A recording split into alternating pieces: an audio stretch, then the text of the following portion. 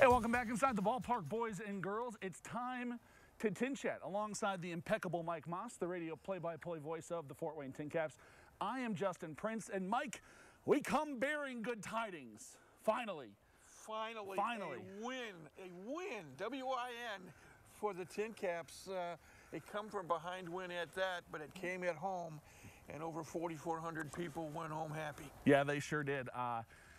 You know, looking back, we're not going to focus on the five really before this one, Mike. Looking back here on Thursday night, of course, the TinCaps got the big jump start early in the game from Jackson Merrill. Finally looks like he's woken out of his early season slumber, hit that big home run in the first inning.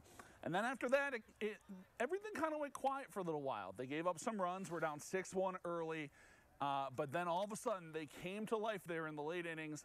Seventh inning, it was, bottom of the sixth, excuse me. And Justin Farmer, talk about a big couple of games from him. 3 doubles over the last 2 nights between Wednesday and Thursday. None bigger than probably the one that we saw there on Thursday night. Also, he made one whale of a catch down the left field line where I thought he was going to hit his head.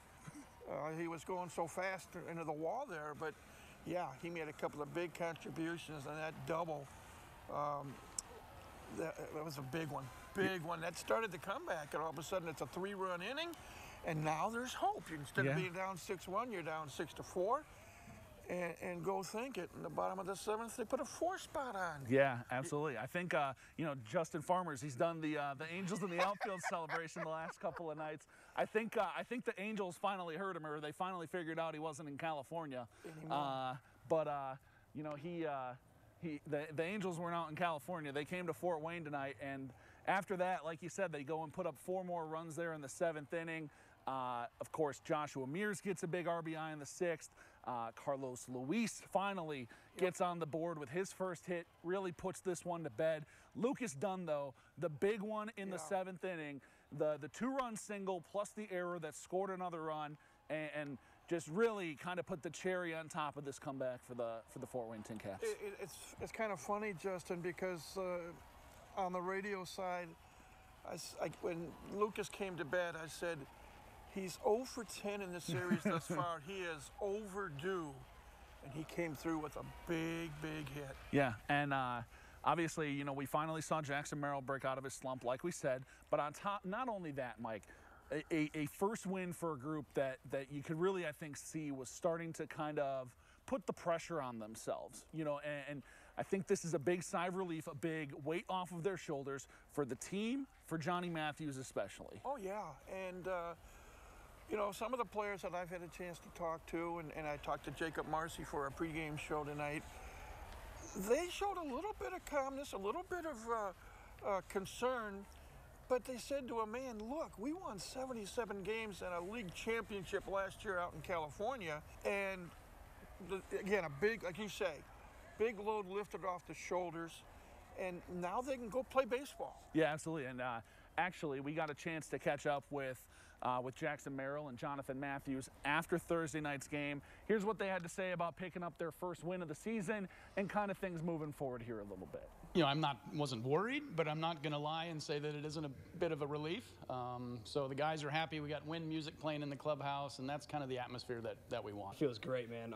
The team really came together tonight. We were down pretty bad pretty early, but we didn't give up. We played our asses off.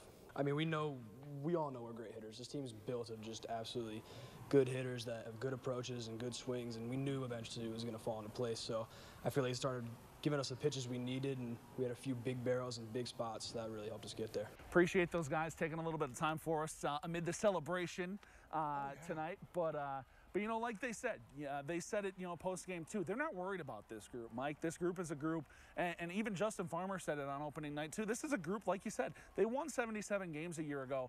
They know how to win.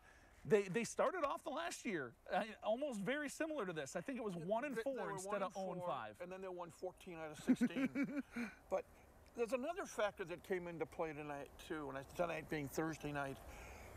Largest crowd of the young season. Granted, it's only the 3rd home game of the year. But 11,000 in 3 nights, Mike. Yeah. 11,000 fans in 3 nights. They're coming to the ballpark. Look what happens when we get beautiful weather here in April. Yeah, 4,407 came out, and When the comeback started in the 6th inning, You could hear You the, know, the rumblings. you and I will like to play golf, and we go back, and I go back because I'm a whole lot older than you, to Jack Nicklaus's winning the Masters in 1986, and some of the comments from the commentators when he was making that charge and shooting a 600 par 30 on the back nine in the final day.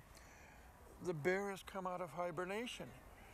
Well, the bear in this case here tonight was the 4,400 fans that became the 10th man. Yeah. When the crowds here at Parkview Field get going, that's an added boost, and that really helped them in this win here tonight over Lake County. Yeah, it sure absolutely did, and obviously no reason to suspect there won't be good crowds here for the rest of the weekend.